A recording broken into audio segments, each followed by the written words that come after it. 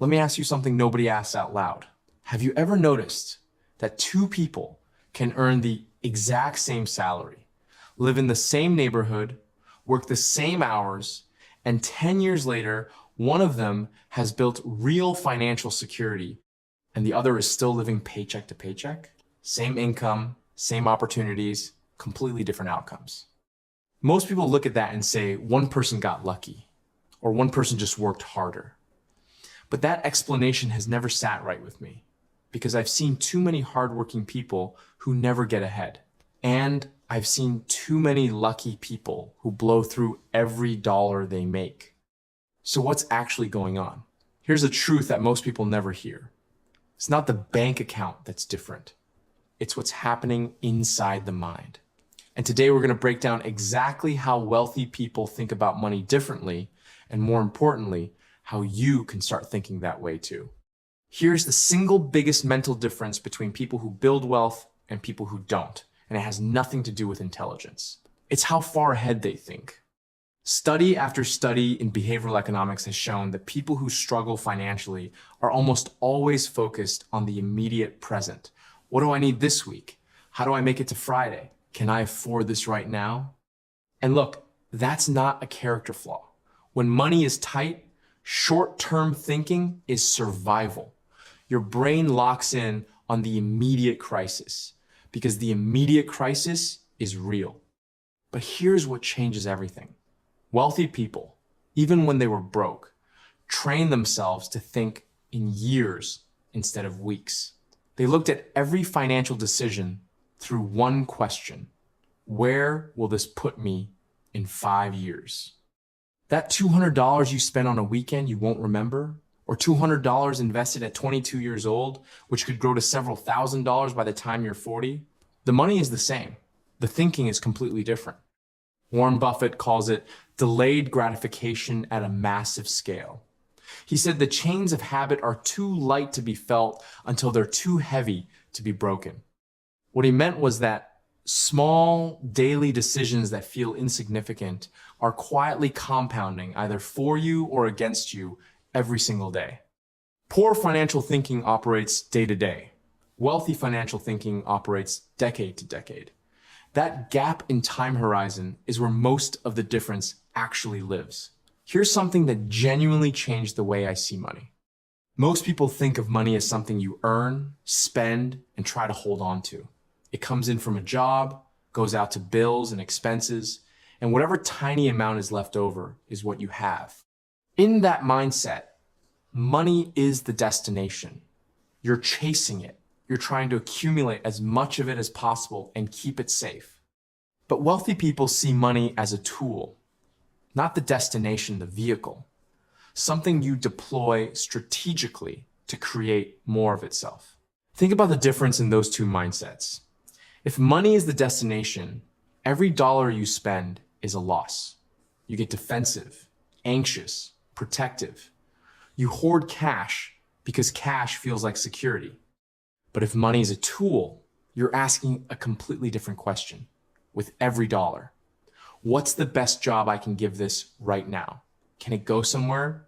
It grows. Can it reduce a future cost? Can it create something that generates more money over time? Robert Kiyosaki described this as the difference between working for money versus making money work for you. Poor financial thinking puts you in the first category by default. You trade your time for dollars, you spend those dollars, you trade more time for more dollars. The cycle never ends. Wealthy financial thinking breaks the cycle. Not immediately, not dramatically, but consistently, over time, by treating every dollar as a potential employee instead of a commodity. This one is harder to talk about because it sounds like self-help cliche. But stay with me because the data on this is actually remarkable. People with poor financial outcomes tend to see money problems as things that happen to them. The economy's bad, the boss won't give a raise, prices are going up, everything is working against me. And yes, sometimes all of those things are genuinely true. But here's what that mindset does, even when it's completely justified. It removes your agency. If the problem is always external, the solution is also always external. You end up waiting for circumstances to change instead of changing what you can control. People who build wealth in difficult circumstances, and many of them started with very little, develop what psychologists call an internal locus of control. They ask different questions. Not why is this happening to me, but what can I do about this? Not why won't anyone give me a chance, but what skill can I build that makes me impossible to ignore? That shift sounds subtle. It is not subtle. It is the entire game. A 2019 study by the National Endowment for Financial Education found that financial mindset, specifically this internal versus external orientation, was a stronger predictor of long-term financial outcomes than income level, education, or even starting wealth. The way you see the problem predicts the outcome more than the actual size of the problem.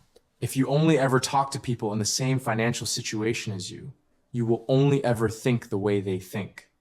This sounds obvious, but most people never really examine who is shaping their beliefs about money.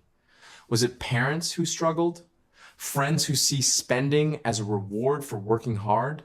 A culture that celebrates consumption and looks down on talking about investing? Wealthy people deliberately expose themselves to wealthy thinking, not by being elitist, but by reading, watching, studying the mindset of people who have actually built financial lives they're proud of. They understand that your closest influences set the ceiling on your own financial imagination. If everyone you know thinks a good job with a steady paycheck is the goal, you will unconsciously build your financial life around that definition of success. If you expose yourself to people who think in terms of assets, ownership, and long-term compounding, that becomes your default frame of reference. This isn't about copying strategies. It's about raising the level of what feels normal and possible in your own mind. None of what I've just described requires you to have more money right now. That's the part people miss. They think the mindset follows the money. First, let me get financially stable. Then I'll start thinking this way. But it works the other way around. The mindset comes first. The money follows. You can start thinking in decades instead of days right now. You can start asking, what's the best job for this dollar instead of where did my money go right now? You can take one small action today that your future self will be grateful for instead of waiting for circumstances to improve. Every wealthy person you admire started with the thinking before they had the results. The results took time. The thinking started on day one. That's the real gap between how rich and poor people think about money. It's not that one group is smarter, luckier, or more deserving. It's that one group learned or was taught a fundamentally different mental framework. And mental frameworks can be changed. That's the whole point. If this shifted something in the way you see money, that's exactly what this channel is built for.